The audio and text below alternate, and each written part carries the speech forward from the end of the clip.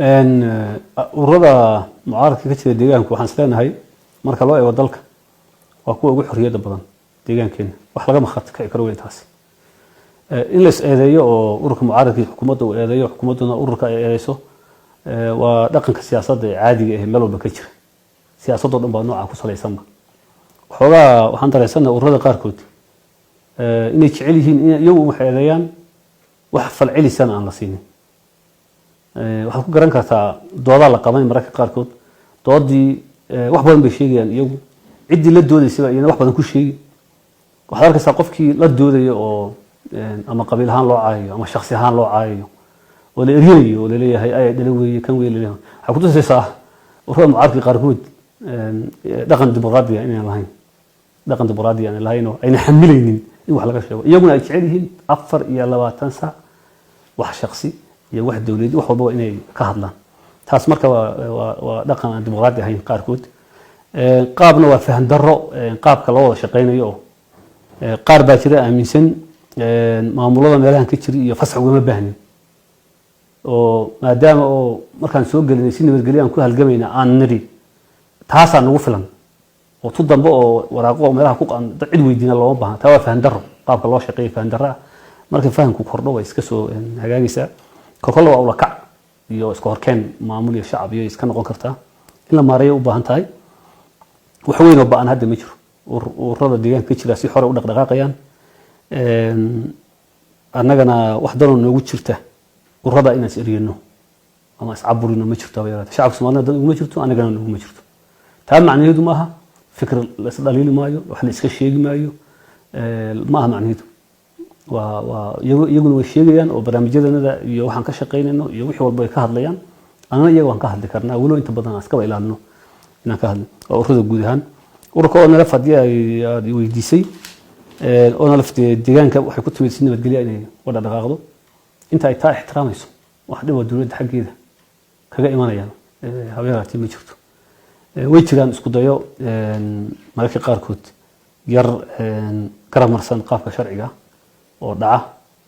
intaan ka reegan isaga dul qaadanaa mar haddii ayna khalqalaa si amaana aynan keenaynin waxaan si qarsoonayn in ururku kolka uu ka hadlayo faragelinta ay u muuqato inuu isu xilqarinayo oo khilaaf ba'an iyo kala qaybsanaan ba'an oo dhexdooda ah inay u qeyl samaynayaan ay u muuqataa marka maadaama iyagu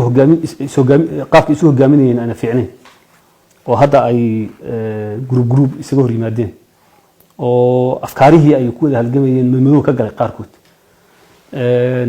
oo ay meelihii qoraalkii WhatsApp groupyada wixii isku wada haystaan oo ku murmayaan in marka arrimahaasi si aan hoos loo weydiinin ay inta badan xukuumadda nagu dhex jirtay yiraahdaan oo ay xukuumadda farta ku soo fiiqdaan way jirtaa alxaasil laakiin xukuumadda iyagu way tartamayaan inay taa ogaadaan weeyaan xukuumadda iyo iyagu tartan siyaasadeed baa ka dhaxeeya tartanka siyaasadeed ilaa doorashooyinka loo gaariyo wuu soconaya marka waa in la xamilaa tartanka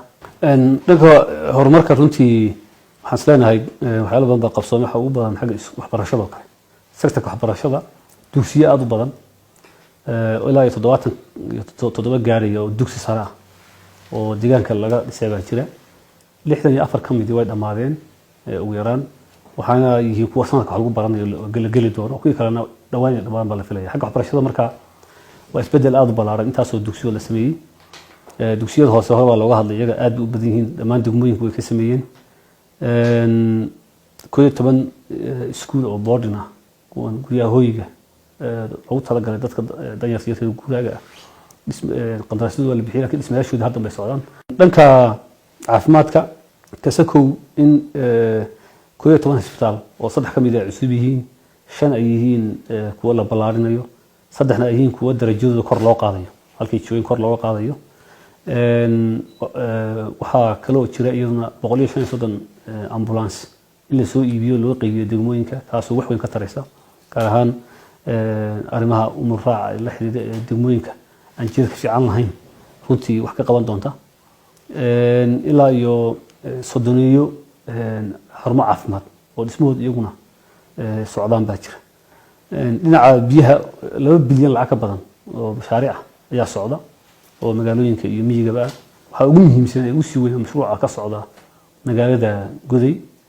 oo 460 milyan lacag ku dhawaada biyo gelin magaalada lagu samaynayo iyo magaalada Jiga laftigeeda oo hadda maadaama biyaha ceelasha jira dadka ay waraabiyaan iyo waxa loo baahan yahay aad u kala badan yihiin magaaladu ay weynaatay shacab badan soo galeen hadda ay socoto dadaal in mashruuc hore bilowna oo laga tagay dhamaystirkiisa la wado inta ka horna lacag 80 milyan loo ansixiyay in ceelal dheeraada lagu daro si ugu yaraan bilaha jiilaalka biyo la'aan ay noo dhicin dhanka jidadka ugu yaraan ilaa 2200 kilomitir ku dhawaad oo jidadkii chayga ahaa oo kiloku ay dhisayaan ayaa jira heerar kala duwan maraya qaar meel fiican maraya qaar wali yar luudaya jira dhanka shaqo abuurka dad fara badan shaqo abuur loo sameeyaa jira aad u fara badan ku dhawaad ilaa 100 kun isku dar oo ay ku jiraan 30 kun oo shaqaale rasmi ah oo xagga shaqaalaha dawladda la qoray guud ahaan inaga deegaanka Soomaali ahaan maanta waxaan u baahannahay waa inaan nabadgelyadeena adkaysano midnimadeena xoojino midnimadeena qowmiga ee Soomaali ahaan inaan xoojino muxuu ahaa xorriyadda hadalka ee maanta shacabku u haysto in si mas'uuliyad leh loo isticmaalo oo toosin iyo tusaaleyn leh loo isticmaalo isbedel dhaqan iyo mid siyaasadeed intaba in bulshadeena ay la timaado taana in ay ka ugu horeyso in hogaaminta dalilahooda si fiican loo sheego wixii jira laga hadlo at the same time wixii ay saxaana lagu bogaadiyo